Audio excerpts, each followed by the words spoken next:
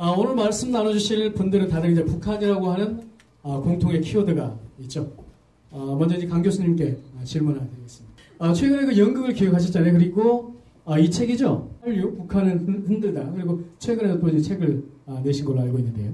사실 전공이 연극 영화와는 뭐 관련 없는 그런 학과라고 하시네요. 어떻게 그 연극 올리시기가 쉽지 않으셨을 텐데요. 저희는 북한 인권을 좀 가볍게 접근을 해보겠다라는 생각이 있었습니다. 그리고 무엇보다 이러한 이야기들을 대중들과 소통하는 것이 굉장히 중요하다라는 생각을 했습니다. 그래서 저희가 한류 북한을 흔들다, 그 다음에 원래 이제 한류 통일의 바람이라는 두 권의 책을 썼는데요. 거기에 책을 원작으로 해서 그 공동저자인 박정남 박사가 직접 시나리오를 썼습니다. 왜 썼냐면요. 책을 보면 북한 인권의 얘기들을 주로 이제 정치범 수용소를 하는데요. 그것도 물론 중요하지만 북한 주민들이 텔레비전이나 라디오를 들으면서 숨어서 몰래 시청하는 장면들이 있거든요. 그런데 에피소드 중에 하나인데요. 어머니가 자기 아들이 텔레비전을 보고 있으니까 밖에 나가서 망을 봅니다. 근데 이제 그 자기도 또 궁금하거든요. 텔레비전 내용이. 그래서 망을 보다가 텔레비전 보러 들어오고 그런 모습들이 굉장히 어떤 인간으로서 기본적으로 누려야 될 문화적인 접근이 분명히 필요하다라는 거죠. 그래서 그런 것도 인권이다라는 생각을 했고 그런 것들을 많은 사람들과 함께 좀 공유해보고 싶은 마음에서 저희가 아랫동네 날라리라는 제목으로 연극을 했습니다. 네네. 연극으로 북한을 이야기한다는 게 새로운 시도처럼 보입니다. 그전에는 그 세미나라든가 뭐 토론회 이런 자리에서 인권의 심각성을 주로 이야기를 했는데 연극을 통해서 한류에 대해서 이야기를 하고 한류가 주민들에게 미치는 어떤 인권 여기에 대해서 이야기하는 참 신선한 시도 같아요. 이제 본격적으로 이야기를 한번 나눠보도록 하죠. 그 북한에 있을 때 연극 뭐 영화 이야기를 하니까 뭐 유경 씨가 옆에서 연신 고개를 끄덕끄덕 이렇게 하고 계세요. 북한에 실제 계실 때 연속극이나 영화 같은 걸 본 적이 있습니까? 네, 그렇죠. 저는 굉장히 많이 접했었고요. 그리고 아까 교수님께서 아랫동네 날라리라고 말씀을 하셨는데 네네. 제가 바로 그 북한의 어떤 윗동네 날라리라고 대표적인 날라리라고 보시면 될 것 같습니다. 윗동네 날라리요? 네. 예. 네.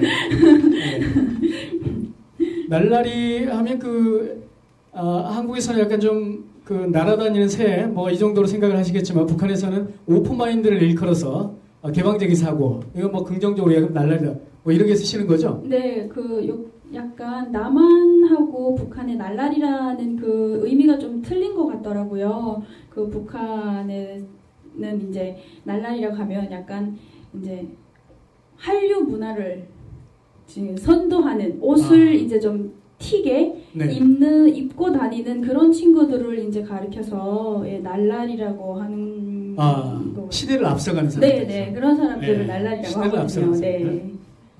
어떻습니까, 성진 씨도 맞는 말이에요. 저도 그러니까 일명 북한에서는 그 부르주아라고 표현을 많이 하죠. 네. 그 북한에 있을 때 봤던 영화나 뭐 DVD 알판 이런 게 있으신가요? 저는 뭐 개인적으로 이제 1980년도부터 이제 그 한국 그 음악과 영화 이런 것들을 봤었어요. 그때만 해도 이제 영화는 많이 안 들어와 있었고 아마 한국 영화는 이제 그 대대적으로 이제 한국에 북한에 들어오기 시작한 게 막 1990년도 아마 후반부터 중반부터 슬슬 들어오다가 후반부터 많이 했었고 그 전에만 해도 이제 무슨 그 북한 주민들이 뭐 미국 영화나 홍콩 영화나 이런 얘기를 했었어요. 그러니까 한국 영화를 봤다는 얘기를 감히 못하고 90년도 후반부터는 사람들이 그래 자랑하듯이 대놓고 야 나 뭐 어제 무슨 한국 드라마 올인이라는 드라마를 봤어. 올인. 뭐 이러면서 그런 얘기들을 이렇게 굉장히 좀 자연스럽게. 네. 유경 씨도 그 본 프로그램이 있습니까? 네, 저는 한국의 대표적인 드라마라고 할 수 있는 드라마는 다 봤던 것 같아요. 뭐 예를 들면 뭐 가을 동화, 미안하다 사랑한다, 이런 드라마들을 다 꼬박꼬박 챙겨봤었습니다. 네. 교수님 어떻습니까? 이렇게 그 올인이라든가 그 뭐 기타 다양한 드라마가 있는데요. 저는 사실 한국에 살면서도 드라마 같은 게 잘 보질 않아서 제목은 잘 모르시겠지만 북한에서 그런 드라마를 보는 경우에 처벌의 위협이 있을 것 같은데요. 처벌이요? 처벌이요? 예. 그렇죠. 한국의 이제 영화나 드라마 이런 것들을 보면 북한 당국이 공식적으로 그 형법 194조에 의해서 처벌을 하고 있고요. 뭐 그 노동 단련형이나 교화형 또 더 심하게는 정치범 수용소까지 가는 경우도 있고요. 그러나 또 그 처벌도 물론 있지만 왜 이렇게 이제 북한에서 한류가 확산되느냐라고 질문을 하면 결국은 이 간부들과 연계된 어떤 뇌물의 구조가 형성이 돼 있거든요. 그래서 적발이 되더라도 또 뭐 돈을 주거나 뭐 아니면 휘발유 뭐 이런 것들을 주고 풀려나는 경우가 많기 때문에 한류가 계속 북한에서 전파되고 있다 이렇게 볼 수 있을 것 같습니다. 네네. 유경 씨는 실제 그 북한에서 드라마나 영화를 시청하다가 처벌을 받아본 적이 있습니까? 네, 교수님께서 너무 정확하게 알고 계셔가지고요. 예. 네. 북한에서 오신 교수님이 아니신지 예, 정말 너무 정확하게 알고 계시는데요. 저는 이제 한국 드라마를 보다가 뭐 엄청 많이 걸렸었죠. 그래서 아까 말씀하셨던 무슨 그 노동 단련대를 갈 뻔했었어요. 갈 뻔했었는데 이제 아빠가 뇌물을 주고 여러 번 빼준 그런 기억이 있답니다. 네. 성진 씨도 처벌을 저는 뭐 하도 이제 그런 것 때문에 처벌을 많이 받아서 네. 그러니까 제가 처벌 받은 거는 조금 이렇게 간략을 하겠고요. 제가 그 가장 기억났던 것이 제가 이제 제대돼 가지고 군복무를 하고 제대돼 가지고 상업대학이라는 대학을 왔었는데 그 대학이 여자대학이에요. 여자들이 가장 많은 대학인데 저희 그 대학생 중에 제가 가장 알았던 친구애가 지하철에서 이제 그냥 지나가는 이제 경찰이 북한에서 이제 보안원이라고 하는데 이제 그냥 선택을 해가지고 놓아라서 가방을 이렇게 뒤진 거예요. 그래서 이제 한국 CD가 나왔어요. 그래서 CD가 나와가지고 그게 뭐 영화 CD인데 그래가지고 이제 저희 대학으로 이제 팔칵 뒤집은 거예요. 이게 누구냐, 기본 누구한테서 왔냐. 근데 이제 북한에서 뭐가 있다면 대학생들 같은 경우에는 그 CD를 이제 중국에서 구입을 해가지고 전부 판매를 하는 사람들이 있어요. 그러니까 CD를 가지고 장사를 하는 그렇죠. 거죠. 영화를 팔고 사고 혹은 이렇게 바꿔서 보고. 그래가지고 이제 그거를 주모자를 잡는다고 해가지고 끝내를 잡았는데 그게 아버지가 중앙당에서 조직부 부부장 하는 사람의 딸이었어요. 상당히 고위급인데요. 그 잡혔던 여자가 중앙당 그 조직부 부부장이면은 그 최고의 권력자라고 할 수 있거든요. 네. 그래서 그 사건이 그냥 없었던 사건으로 그냥 무마됐던 사건이 있었어요. 그래가지고 대학이 막 발칵 뒤집히고 해서 학생들 이제 가방을 이제 대학 그 정문에서 이제 규찰 때가 그냥 막 뒤지고 그랬던 적이 있었어요. 네, 그 드라마나 영화를 접하실 때요. 물론 성진 씨는 자주 보다 보니까 뭐 오히려 동화가 더 됐을 것 같은데 처음에 접하다 보면 이질감도 좀 느꼈을 것 같은데 그런 건 없었습니까? 저는 완전히 좋아했어요. 체질이 아마 한국의 체질이었던가 봐요. 뼛속까지 나만의 한류가 흐르고 있는 분입니다. 뼛속까지. 예. 유경 씨는 어땠습니까? 저도 마찬가지였습니다. 이 두 분, 아주 특별한 두 분을 오늘 모셨습니다. 그럼 교수님 어떻습니까? 최근에 그 한류가 북한에 계속적으로 확산되고 있는데요. 그 확산되는 원인을 북한 주민들의 어떤 심리 상태에서 찾아볼 수 있을 것 같은데요.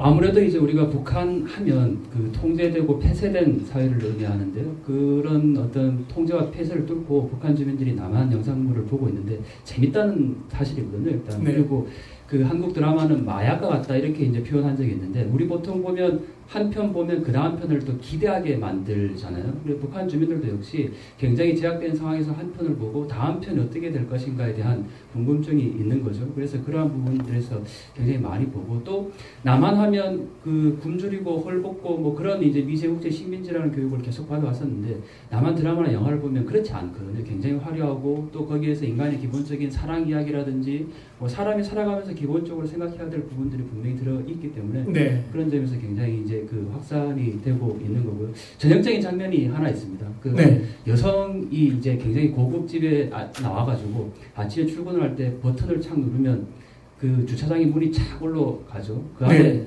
뭐가 들어있겠습니까? 제 주차장 안에 네. 차가 들어있죠? 네, 당연히 차인데 그게 빨간색 스포츠카가 들어있는 거거든요. 그걸 타고 가면서 서울 시내의 모습들이 보이고 또 한 손으로 핸드폰 통화를 하거나 아니면 담배를 피우죠, 여성이. 그러니까 그러한 장면들을 보면서 기존의 교육받아왔던 남한과는 전혀 다른 모습들을 인지하게 되는 것들이 북한 주민들이 굉장히 충격적이지 않는가 이렇게. 네, 그 전에 받았던 교육과 네. 다른 어떤 걸 영상을 통해서 이제 보게 되는군요. 네. 그런데 저희가 이제 주목할 부분이요. 과연 한류가 확산되는데 북한 주민들의 생각을 조금씩 근본적으로 바꾸고 있는가? 아니면 재미만을 던져주고 있는가? 이 부분도 저희가 이제 짚어볼 대목인 것 같아요. 어떻게 보십니까? 네, 굉장히 중요한 질문인데요. 단순히 한류가 북한에서 영화나 어떤 그 흥미 위주로만 사실 멈추면 별로 의미가 없을 것 같고요. 북한 주민들에게 분명히 어떤 정치적인 내용의 그 인식 변화가 있습니다. 예를 들면 그 우리가 드라마나 영화 보면 한 달에 급여를 받지 않습니까? 그래서 월급을 받고 자기가 가고 싶은 곳을 가고 자기가 사고 싶은 것들을 사는 거죠. 그러니까 그게 인간의 기본적인 욕구라는 겁니다. 근데 북한은 그렇지가 않으니까 왜 우리는 일한 만큼 가져갈 수 없는가라는 어떤 자본주의를 또 경험하게 되는 거고요. 또 왜 이렇게 우리가 못 살지라는 생각까지 하게 되면서 정치적인 어떤 의식의 변화도 분명히 나타나게 되는 거죠. 그래서 그러한 것들이 결국은 또 탈북을 감행하거나 남한 사회를 동경하게 되거나 뭐 이런 부분들도 있을 것 같고요. 네네. 네네.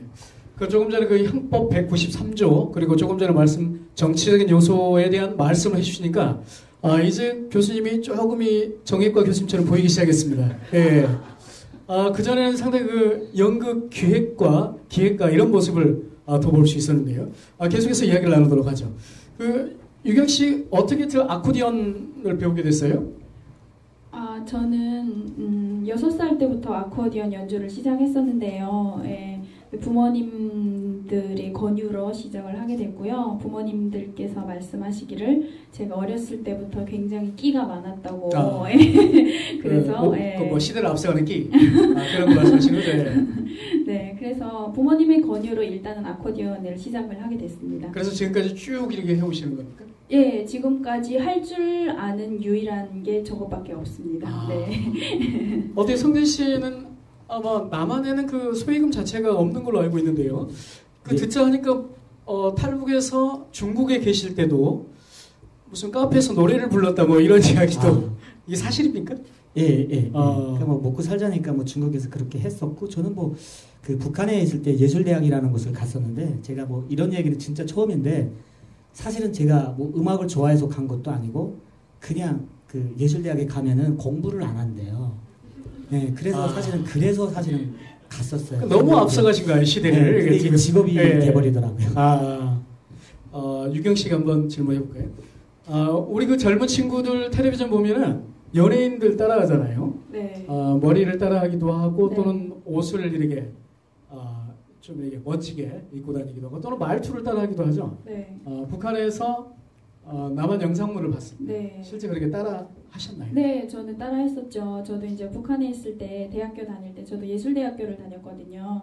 근데 대학교 다닐 때 북한은 그 염색약이 검정색 밖에는 허락이 안 돼요. 그리고 시장에서 파는 것도 없어요. 검정색은 있지만 그래서 이제 그 중국에 들어가는 화교분한테 이제 부탁을 했어요. 오렌지 염색약을 좀 구해다 달라고. 노란색. 네, 그래서 그분이 구해 오신 거예요. 그래서 그거를 하고 학교를 간 거죠. 그래서 아침부터 저녁까지 사상투쟁회가 열렸던 그런 기억. 본인을 대상으로 사상투쟁회가 열렸다는 거예요? 그렇죠. 제가 이렇게 앞에 혼자 앉아 있고 지금 여기 여러분들이 이런 분위기죠. 그러면 저만 이제 비판을 하는 거예요. 성진 씨는 어때요? 뭐 따라 하셨을 것 같은데요. 그 북한에서 그 이제 한국 영화를 보고 가장 많이 따라했던 게 뭐냐면은 이제 그 여자분들이 이제 그 긴 생머리에다가 하고 이제 무슨 코트를 쳐서 그러니까 머리가 막 여기 뒷머리 보게 되면 짧고 길고 그래서 북한에서 평양에서 뭐라고 했다면은 공식적으로 했던 얘기가 거지머리라고 했어요. 그래서 그 거지머리가 자본주의 그 원상이다. 그래서 그 머리를 굉장히 평양에서 많이 유행을 했었고 또 뭐가 유행을 했었다면은 그 한국 영화에서 보게 되면 이제 그 젊은 아가씨들이 이제 가방을 이렇게 메고 다니는데 가방 끈을 길게 해가지고 엉덩이 쪽에다가 이렇게 덜렁덜렁 이렇게 매달고 다니는 그거를 이제 평양에서 대학생들이 그렇게 하고 다녔어요. 그래서 북한 그 정부에서 대학생들이 가지고 다니는 가방 끈 자체를 단속한 거예요. 끈 길이를? 끈 길이를 이렇게 길게 해가지고 이제 엉덩이에다 이렇게 덜렁덜렁 매달고 그다음에 이제 머리는 이제 거지머리하고 다니니까 그게 이제 한국의 전형적인 한국의 모습이다 해서 대학생들이 가지고 다니는 가방 끈을 전부 다 몰수를 했어요. 그리고 북한에서 정말 분명히 한류 영어 일풍이 불고 있다고 말씀드리고 싶은 게요. 한국말을 해요. 젊은 친구들 사이에서 이제 북한은 좀 억양이 강하고 제가 살던 함경북도는 특히 그랬어요. 그리고 북한은 다 씁니다로 끝나요. 마지막 뒤 끝말이 네네. 뭐 아버지 식사하셨습니까? 네. 예, 그렇게 끝나는데 요자를 갖다 붙이는 거예요. 예, 뭐 아빠 식사하셨어요? 근데 좀 억양은 이상하긴 하죠. 근데 예. 조금 전에 제가 했던 말과 비슷하네요. 그런 식으로 한국 어떤 서울 말을 막 따라하는 친구들이 많이 늘고 있어요. 네, 그 한국에도 60년대, 70년대 젊은이들의 말투나 옷차림의 변화에서 어떤 당국에 저항하는 그런 모습들을 많이 볼 수 있었죠. 그때 뭐 통기타나 또는 장발 그리고 그 펑퍼짐한 청바지 이런 걸 단속을 했음에도 불구하고 젊은 친구들이 이걸 입고 다니면서 하나의 어떤 저항의 어떤 상징을 보여주기도 했는데요. 그 앞으로 북한 주민들이 어떤 외부에 대한 어떤 정보 욕구가 더욱더 높아지면 높아질수록 한류도 확산될 테고요. 그랬을 경우에 북한 당국이 단속을 하고자 하는 의지 이게 충돌할 가능성이 매우 높을 것 같은데요. 적절한 해법이 있을까요? 아니면 충돌해서 어떤 식으로 이게 뭐 단속을 해서 바로 잡을 수 있는 겁니까? 아까 말씀드렸듯이 사실 그 우리가 생각할 때 북한 하면 단속을 하면 되지 않느냐 이렇게 이제 생각을 하시는데요. 그 단속의 그 어떤 범위가 북한이 제대로 이렇게 시스템적으로 돌아가면 괜찮지만 사실 이제 많은 통제 제약 부분들이 지금 나타나고 균열의 구조가 나타나고 있는 거죠. 그리고 뇌물을 통해서 풀려나는 아까 이제 말씀을 주셨지만 뇌물을 통해서도 풀려나는 구조도 있고 또 돈이 된다는 사실이거든요. 남한 CD나 이런 것들이 시장을 통해서 확산이 되는 거는 돈을 벌 수 있는 수단이 되기 때문에 그 정부의 당국의 이 단속과 그다음에 시장에 확산하려고 하는 주민들의 어떤 그런 차이가 분명히 발생할 수 있을 것 같고요. 또 그 최근에 김정은 아까 우리 영상도 봤지만 모란봉악단이 공개됐는데요. 거기 보면 굉장히 충격적인 어떤 장면들이 많거든요. 어떤 그 형식이나 그 다음에 나오는 가수들이 입고 나왔던 모습들이나 뭐 아까 노란머리 그 다음에 그 짧은 미니스커트 높은 키릴 이런 것들. 그러니까 정부 당국자 최고 지도자가 그런 문화적인 상황들을 어쨌든 반영을 했다는 것은 북한에서 변화되고 있는 어떤 주민들의 그 요구들을 수용하지 않을 수 없는 상황에 이미 이제 북한이 도달한 것 아니냐 이렇게 봐도 될 것 같습니다. 네, 그렇군요. 이제 자연스럽게 북한 라디오 이야기로 넘어가 볼 텐데요. 그 아무래도 저희가 이제 대북 방송을 하는 단체이다 보니까 한류와 라디오, 한류와 라디오는 과연 어떤 관계가 있을까? 이 부분도 짚어보는 게 아마 의미가 있을 것 같습니다.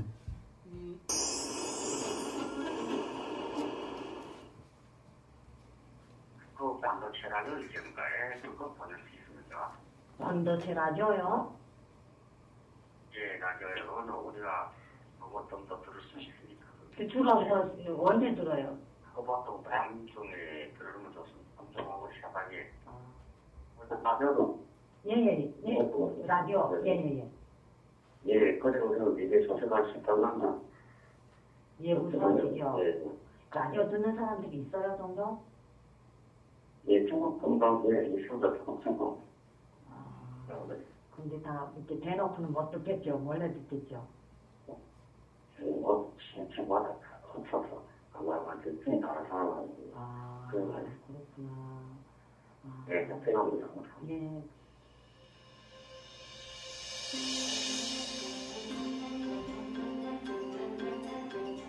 나 같은 처지인 사람들이 남선이 가가지고 정말 이렇게 방송으로 이 사회에 대한 진실한 소감을 이야기하니까 당연히 신음을 울리고 그렇구나. 내가 사는 이 사회는 김일성이 하나님의 신이구나. 독재구나. 내가 입당하고 내가 간부가 돼서 내가 이 땅에 뭘 헌신해봐야 나머지 없다. 그러나 제가 오기 전 한 2006, 7년경으로 기억되는데 그때부터 주파수를 막 돌리다가 뭐 이런 지금 이거 북한 사람들이 하는 북한말로 하는 그 방송이 잡히더군요.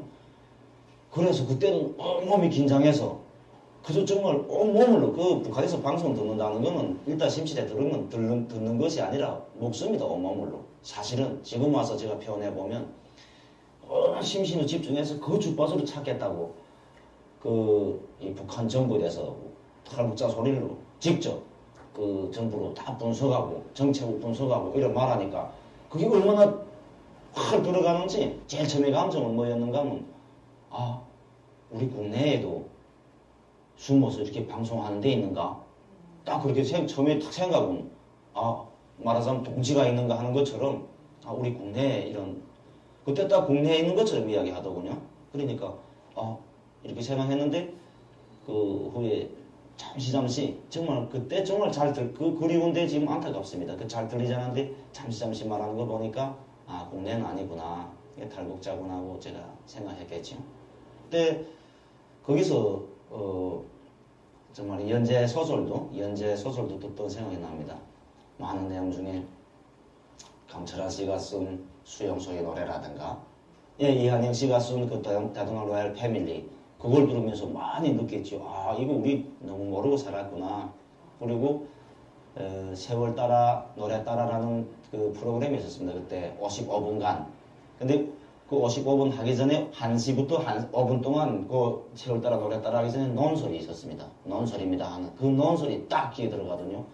북한 내부 그 정치 상황에 대한 분석 논리로 딱 정립해 주는데 좀 그런 거 좋아한 것 같아요. 그래 거기서 짧은 5분 동안 그 논설이 정말 그 논설을 듣자고 그 시간 계속 기다리다가 딱 하다가 그 논설 나오다가 주파수가 자자들면 안 들릴 때는 막 안 되다는 입에 물었습니다.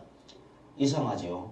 저는 제 혼자만 듣는가 했겠지요. 근데 듣기 시작하니까 다 방송 듣는 사람처럼 보이는 겁니다. 다. 그러니까 사람으로서의 도시에 춤을 나가면 친구들 사이나 이렇게 아는 사람들이 이거 오가는 이야기를 귀 곁에 듣거나 시장에 나가 이야기 들어보면 내가 들은 거하고 그 방향적인 소리가 다 같이 들리더란 말이에요. 그리고 식량 지원이 중단된다 하는 말이 나온 그날부터 쌀값이 파동이 있더란 말입니다. 제 친구들도 그 친구 와이프들도 쌀 장사하는 게 많았는데 그 알리더라고 물건값이. 그러니까 이게 내 말 듣는 게라. 아마 도시에 나가면 이름 있는 좀 성공한 장사꾼들은 대체로 라디오를 꼭 청취합니다. 아마 오늘 대북방송협회에서 주최하는 공개 방송에 북한에 계신 분들이 이 자리에 저 애청자가 함께 하진 않으셨지만 과거 애청자들은 아마 있을 겁니다. 아마 저분도 아마 라디오가 들어갔다면 아마 모르게 여기 계신 분들의 이야기 그런 바람들을 또 읽고 계시지 않을까 그런 생각들을 해봅니다. 오늘 나오신 분들도 혹시 그 북한에 계실 때 라디오를 들어보신 적 있습니까? 네, 저도 북한에 있을 때 직접 라디오를 들었었어요. 근데 뭐 한국의 FM은 들을 수가 없어요. 이제 AM 방송을 많이 들었었고요. 그 중에서도 이제 한민족 방송 라디오 프로그램을 많이 들었었어요. 근데 이게 북한 전 지역에서는 들을 수가 없어요. 그러니까 국경이 가까운 중국 쪽이 가까운 지방에서나 들을 수 있지 아마도 제가 알기로는 평양이나 이렇게 좀 국경하고 멀리 떨어진 곳에서는 들을 수 없는 걸로 알고 있습니다. 평양 시대를 앞서가신 분 과연 들을 수 없었는지 아니면 또 다른 자기만의 기반의 방법이 있었던 것인지 한번 확인해 보겠습니다. 어때요? 그렇죠. 뭐 평양에서 들을 수 있는 게 아마도 새벽 시간, 새벽과 이제 늦은 밤 시간에는 뭐 사실 뭐 알아서 듣는 게 아니고 이제 그 여기 동영상에서도 나온 것처럼 주파수를 가지고 장난을 해요. 그 주파수를 가지고 막 돌리다가 이제 그게 어느 채널이 이제 잘 잡히는 채널이 있어요. 저도 사실 그 방송을 통해서 북한 사람들이 탈북을 해서 한국으로 가는 거라구나 하는 걸 처음으로 알았거든요. 네. 그러면 그 평양에서도 라디오 방송을 듣고 계신다는 거죠? 어느 정도로 많이 듣는다면요. 그 예전에 그 아마 그 여러분들도 아시겠지만 그 노무현 대통령님이 선거를 한창 그때 이해창 그렇죠. 어쨌든 대통령 선거를 할 때 거의 이제 뭐 이해창 그 대통령 그 후보님께 다 됐었는데 마지막에 이제 노무현 대통령이 됐잖아요. 네, 그렇죠. 그거를 대학에서 아침에 출근 시간이 한 7시 정도가 되거든요. 그때 나와서 노무현이가 대통령 됐대라고 전 대학생들과 선생들이 다 알았어요. 근데 중요한 게 뭐냐면은 북한 어떠한 그 매체에서도 누가 됐다라고 그 시간대에 하는 게 없었거든요. 그럼 과연 그 사람들이 어디서 들었겠는가? 대부분이 라디오였거든요. 그리고 통하는 사람들끼리는 야 밤에 몇 시에 그 오늘 라디오 가지고 이제 녹음기 가지고 이렇게 채널 돌리면은 거기서 이제 라디오가 잡혀 이런 얘기들을 이제 공공연히 할 정도로 그 정도로 이제 라디오를 좀 많이 듣는 것 같아요. 그러니까 내가 어디서 어떤 경로를 통해 들었다 뭐 이런 이야기는 않지만 그 라디오의 내용에 대해서 알고 있다는 거죠. 노무현 대통령 당선됐다. 네. 이거 상당히 뭐 새로운 뭐 사실인 것 같은데요. 그 교수님 라디오 자주 듣습니까? 네. 네. 뭐 저도 라디오를 듣긴 하지만 뭐 운전할 때 라디오 듣고 또 뭐 예전에 좀 들었던 것 같아요. 최근에 라디오를 사실 많이 듣진 않는 것 같아요. 네. 어떻습니까? 그 라디오 북한 주민들 라디오를 접하는 어떤 비율이 최근에 조금씩 높아지고 있다. 이런 조사 결과도 있던데요. 이 공식적으로 보면 그 2009년 법투쟁 부문 일꾼들을 위한 참고서라는 북한 문건이 공개돼서 우리 사회에 한번 그 파장을 일으킨 적이 있는데요. 그게 북한 사회에서 벌어지고 있는 범죄를 사례를 설명을 해놓고 거기에 어떻게 처벌해야 될 것인가를 주로 이제 담은 책인데 거기에 보면 한 주민이 산에서 몰래 라디오를 통해서 남한 정부를 수신하다가 적발되었는데 어떻게 처리를 해야 되느냐라고 해서 적발된 그 사례가 나오거든요. 그러니까 그것은 이제 북한이 공식적으로 북한에서 남한의 어떤 정보를 듣는 라디오가 공식적인 사실이라는 것을 공표를 하는 것이라고 볼 수 있을 것 같고요. 또 라디오는 사실 그 최근에 이제 탈북민들의 얘기를 들어보면 과연 외부 정보 유입이 북한 사회를 변화시킬 수 있을까라고 질문을 해보면 바로 알면 바뀐다 이렇게 얘기를 하거든요. 네. 그러니까 지금까지는 북한 당국에 의해서 선전과 어떤 내용들에 대한 거짓을 인식을 해왔지만 뭐 지금 말씀드린 라디오라든지 또 그 CD라든지 이런 부분들을 통해서 외부 정보를 알게 되면 그게 자신들의 의식 변화는 물론 북한 사회 전체를 변화시킬 수 있는 중요한 어떤 매개체가 될 수 있지 않는가라는 네. 생각을 하고요. 또 라디오 같은 경우에는 일반적으로 아까 이제 그 영상물이 주로 흥미나 재미 위주로서 간접적으로 북한 주민들이 남한을 경험하게 되는 거라면 라디오 같은 경우는 직접적인 이 정치적인 정보들을 주는 거거든요. 그러니까 네. 북한 주민들이 재밌고 흥미 위주로 남한을 알지만 더 많은 어떤 정치적인 정보를 알고 싶을 때는 라디오를 들을 수밖에 없게 되는 거죠. 네. 그래서 그러한 부분들에 대한 이 역할들이 분명히 있지 않는가라고 생각을 해봅니다. 일단 뭐 영상물을 통해서 나만의 관심과 흥미를 갖게 되고 그 관심을 계속적으로 충족시키기 위한 하나의 방도로서 어떤 라디오를 듣게 되는 사람들도 있다는 건데요. 어떻습니까? 실제 그 영상물도 보시고 그 라디오도 청취를 해보셨다고 하셨는데요. 그렇죠. 이제 교수님도 말씀하신 것처럼 영화라는 거는 사실 흥미인 것 같아요. 거기서 배우는 거는 한국이 저렇게 잘 사는구나. 그리고 패션이 저렇구나. 유행이 어떻구나라는 걸 배우지만요. 사실 라디오를 통해서 가장 중요하게 제가 알았던 게 뭐냐면은 사실 그 북한에서 사는 사람들은 북한의 그 이제 뭐 김정일이나 좀 김씨 가문이라든가 이러한 그 독재 정권에 대해서 잘 모르거든요. 그래서 이제 라디오를 통해서 이런 것들을 알아서 야 김정일이네가 자식이 몇 명이래. 그 김정일이 재산이 뭐 60억 달러라는 그 어마어마한 돈을 갖고 있대. 라는 것들을 알면서 북한 정부의 정권에 대한 그 부패성을 가장 중요하게 알았던 것 같아요. 사실 저도 북한에 살면서 세상은 다 이렇게 살고 우리나라가 뭐 강성대고로 가는구나라고 생각을 했지. 실질적으로 뭐 김정일이나 이제 그 영화에서 뭐 기록 영화나 이런 거에서 비춰주는 것들이 북한 주민들을 위해서 뭐 아마 다 들었을 거예요. 뭐 쪽잠과 죄기밥을 그렇게 한다고만 생각을 했지 실질적으로 김정일이가 얼만큼 부한 그 생활을 누리고 있는 거를 다 모르고 있거든요. 네. 그러니까 그거를 통해서 그런 것들을 아는 것이 아마도 가장 중요했던 것 같아요. 유경 씨는 어떻습니까? 그 라디오를 듣는 것 자체가 조금 전에 처벌이 될 수 있다고 교수님께서 말씀하셨는데요. 그 라디오를 들으면서 처벌을 받을 수도 있다. 뭐 이런 어떤 위협 이런 것도 느끼셨을 것 같아요. 네, 처벌을 저희 집안은 그러고 보면 정말 날라리 집안이 맞았던 것 같습니다. 저희 이제 라디오를 들을 때 이제 검정색 커튼을 다 쳐놓고 이제 불빛이나 이런 게 새어 나가지 않도록 하고 이제 집안 식구들끼리 들어요. 네. 북한에서. 근데 저희가 이제 다 커튼을 쳐놓고 그러고 식구들끼리 모여 앉아서 라디오를 들었어요. 근데 주민들의 신고가 들어간 거예요. 저 집은 밤만 되면 맨날 검정색 커튼을 친다. 뭘 하냐 이런 신고가 이제 경찰서, 한국에서는 경찰서라고 하지만 북한에서는 보이부라고 해요. 네. 보이부에 신고가 들어가서 바로 이제 보이부에서 저희 집에 검열이 나왔어요. 근데 저희 집이 그 시간대 딱 라디오를 듣고 있는 시간에 갑자기 들이닥친 거예요. 그래서 일단은 갑자기 그냥 라디오를 꺼버리고 문을 열어줬어요. 그냥 근데 들어와서 그 사람들도 그 주파수를 맞춰서 듣는다는 걸 알고 있는 거예요. 네. 주파수를 돌려놨는데 북한 어떤 라디오로 돌려놨는데 그 사람들이 돌려보더라고요. 근데 거기서 이제 뭐 한국말을 하면서 그런 게 나와 있었고, 그리고 중요한 거는 집에 DVD나 그 비디오 테이프에 네.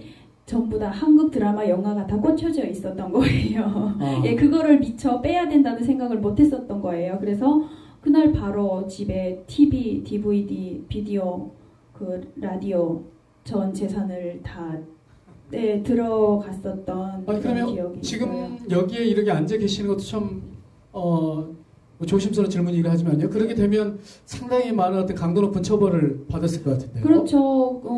뭐 북한의 어떤 그런 법대로라면 정말 강도 높은 처벌을 받아야 하는 게 마땅하죠. 그렇지만 이제 북한이 어떻게 보면 굉장히 좀 부패돼 있는 것 같아요. 돈이면 해결이 안 되는 게 없었어요. 그래서 그것도 역시 아빠가 돈을 주니까 다시 TV나 뭐 DVD나 비디오 이런 것들이 원위치로 돌아오는 그런 그런 일이 있었습니다. 저희가 보기에는 참 라디오를 듣다가 처벌을 받는 것도 이해가 안 되고, 또 영상물을 보다가 처벌을 받는 것도 이해도 안 되지만, 또 그걸 보다가 보안원들도 보이부에 들켰는데 돈을 써서 나왔다는 것도 뭐 확인 한번 해볼 만할 것 같아요. 그만큼 이제 북한 사회의 부패의 돈이면 모든 게 이제 해결된다. 뭐 이런. 네, 근데 저는 한국에 와서 놀랐던 게 그런 부분이에요. 이제 자본주의 그러면 자본주의가 더 많이 굉장히 부패돼 있고, 북한에 있을 때 교육을 그렇게 받았었으니까요. 뭐 썩어 빠진 뭐 병든 사회 이렇게 교육을 받았었으니까 더 그럴 줄 알았어요. 근데 지금 제가 한국에 와서 살면서 보니까 북한이 굉장히 부패돼 있다는 걸 느꼈어요. 그게 한국은 그러니까 비리를 할래야 할 수가 없는 것 같아요. 워낙 뭐 인터넷이나 언론의 자유, 뭐 뉴스 이런 것들이 뭐 워낙에 막 방송을 바로바로 해내다 보니까 네. 어떤 그런 게 있을 수가 없는 것 같아요. 네. 교수님 어떻습니까? 이게 그 처벌을 받을 환경에 있었음에도 불구하고 돈을 고인다고 하죠. 뇌물을 고인다고 하는데 돈을 고여서 이렇게 또 풀려날 수도 있는 그런 경우가 많이 흔한 경우입니까? 저희가 그 아랫동네 날라리 연극에서도 이 장면을 재연한 적이 있는데요. 주인공 명희가 자기 친구 수호기하고 늘 남한 영상물을 보는 게 유일한 낙이었는데요. 수호기가 아버지가 이제 남한 영상물을 장사하는 사람이었거든요. 근데 결국 단속에 대해서 이제 추방을 가게 됩니다. 네, 그래서 그러한 장면에서 이제 그 어떤 단속에 대한 부분이 나오는데 명의가 이제 그 적발이 됐죠. 근데 그 휘발유를 주고 단속원에게 풀려나는 경우가 저희가 이제 그 장면에서 지연을 했는데요. 바로 그런 거죠. 휘발유, 뭐 그다음에 이제 또 예전에는 북한에서 고양이 담배라고 보통 표현하는 뇌물이 이제 많이 사용됐고요. 또 그런 것도 있습니다. 저희가 볼 땐 참 안타까운 건데요. 서류가 이제 올라가면 손을 쓸 수가 없는데 단속원이 한 명이 나올 경우에는 그거는 단속으로 나온 게 아니라 돈을 받으러 나온 그런 거죠. 그래서 이제 단속을 미끼로 해서 돈을 받아서 또 살아가는 그런 모습들도 최근에 북한의 어떤 모습들을 보면서 참 안타까운 현실이다 이렇게 이제 생각합니다. 네. 그 라디오를 들으면은요, 북한 주민들은 어떤 프로그램을 자주 이렇게 듣게 될까요? 사실 뭐 정확하게 뭐 어떤 프로그램을 본다 이렇게 표현하기가 좀 어려울 것 같아요. 뭐냐면은 그냥 그 주파수를 그냥 돌리다가 잘 들리는 소리가 잘 들리면은 일단 그것부터 들어요. 네. 근데 제가 봤을 때는 제가 들었던 저뿐만 아니라 이제 저희 집안 식구들이 다 들었었거든요. 네. 항상 뭐 탈북자 얘기, 북한 얘기가 나오는 거 보니까 여기 와서 보니까 아마도 그 열린 북한 방송과 같은 이 부분은 미리 사전에 이야기를 했던 부분입니다. 아니. 양해 없으시기 바랍니다. 네. 그러니까 열린 북한 방송과 같은 어떤 그 북한 그 라디오를 전문으로 하는 그런 방송국이었던 저희 방송을 들었다는 게 아니라 저희 방송과 같은 그러한 그 방송을 들었던 것 같아요. 왜냐하면 탈북자가 나와서 제가 가장 기억났던 것이 탈북자가 와서 여기 한국에 와서 그 자기 제자를 만났대요. 그러니까 제자가 선생님 그렇게 북한에 있을 때 사회주의 국가에 충성을 다하라고 하시더니 선생님은 저보다 먼저 와 계시네요. 이런 그 방송에서 그런 소리를 듣고 제가 굉장히 깜짝 놀랐거든요. 그러니까 아마도 그런 방송 매체들이 아닌가 싶네요. 라디오 방송이 한류가 확산되는데 어떤 영향을 주고 있는 걸까요? 굉장히 어려운 질문인 것 같은데요. 그러니까 이런 것 같습니다. 제가 그 초기에 서두에 북한 인권이라는 것이 정치범 수용소도 북한 인권이지만 인간이 기본적으로 누려야 될 문화적인 어떤 권리를 누리지 못하는 것도 인권이다라는 얘기를 했었는데요. 그러니까 다양하게 어떤 한류를 통해서 그 전파되고 있는 것들이 DVD를 통해서도 전파될 수 있고 또 라디오를 통해서도 전파될 수 있고. 그러니까 아까 이제 뭐 어떤 방송이냐라고 말씀하셨지만 사실 우리 아까 유정 씨도 말씀했지만 한민족 방송이 북한 주민들이 그래도 가장 많이 듣고 있다라는 게 공식적인 그 통계이고요. 또 이제 대부분 민간 방송도 이제 듣고 있다라는 것도 그 확인된 사실이고. 네. 그러니까 어떤 특정한 방송, 특정한 매체, 특정한 콘텐츠가 중요한 게 아니라 그러한 것들이 복합적으로 북한 주민들 모두에게 영향을 미칠 수 있다라는 어떤 시너지 효과가 같이 그 어떤 중요한 의미가 있을 것 같고요. 그래서 한류를 눈으로 보는 것과 또 한류를 귀로 듣는 것, 그것이 다 같이 공존해야 결국은 어떤 북한 사회 전체의 변화를 일으킬 수 있는 중요한 매개체가 되지 않는가, 이렇게 기능을 볼 수 있을 것 같습니다. 네, 좋은 말씀 이렇게 해주셨는데요. 아무래도 저희가 대북방송협회 민간 대북방송 사사가 들어가 있지만 저희가 어느 방송사에 속해 있는 것도 물론 중요하지 않는 일이 아니죠. 중요하지만 저희가 만드는 내용이 북한 주민들에게 어떤 경로를 통해서 전달되고 있다고 하는 것이 훨씬 더 저희들에게 큰 의미를 가지고 있는 것 같아요.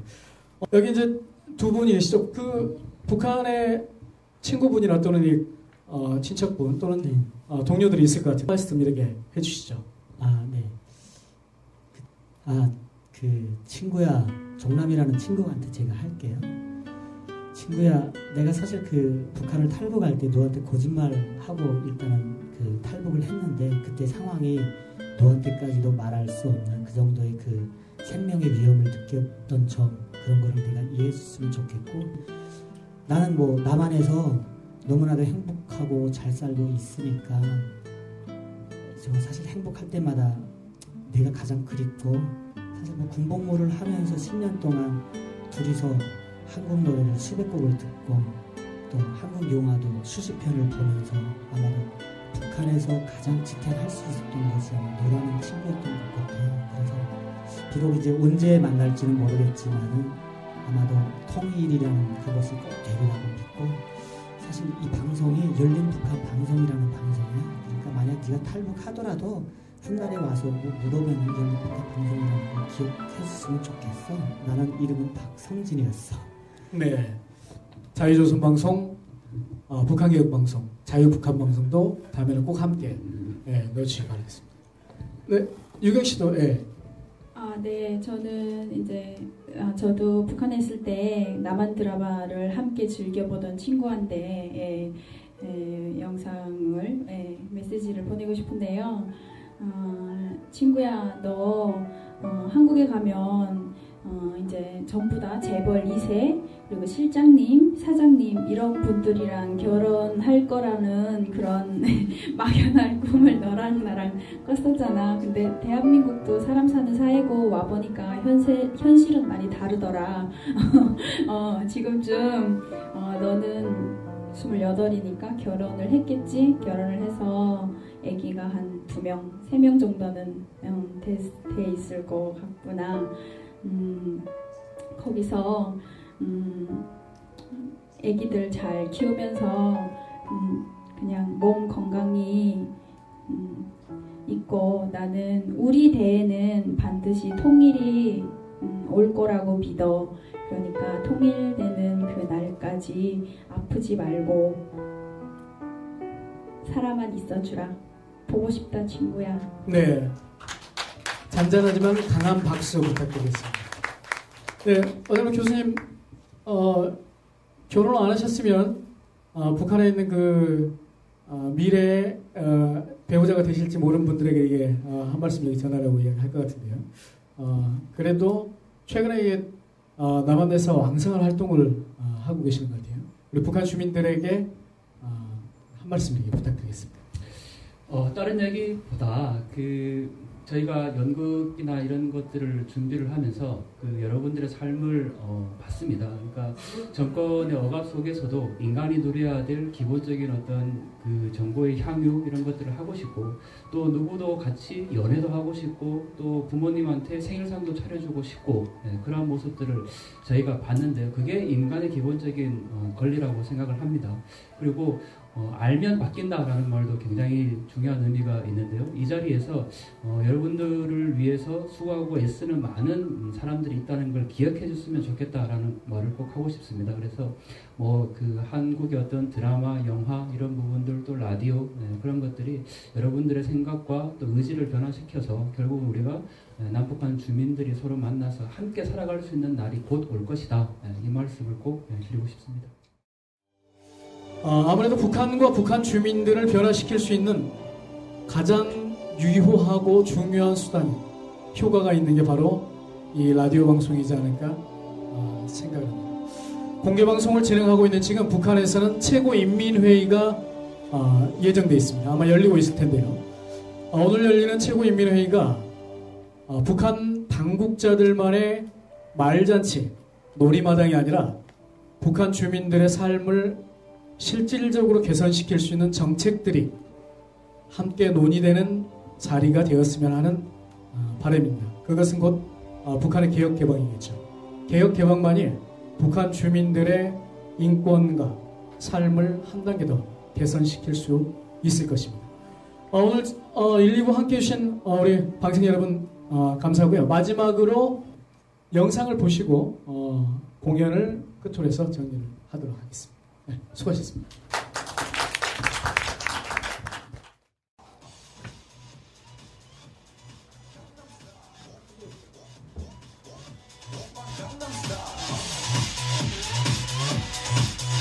꼭 들어갔습니다. 그거는 저도 요즘에 며칠 사이에 통화해보면서 아예 강남 북한 이런 건 못 봤는데 아마 오늘 내일이라도 전화 오면 물어보면 아마 그건 무조건 전파됩니다. 인차 북한이 절대 모두 폐쇄된 곳이 아닙니다.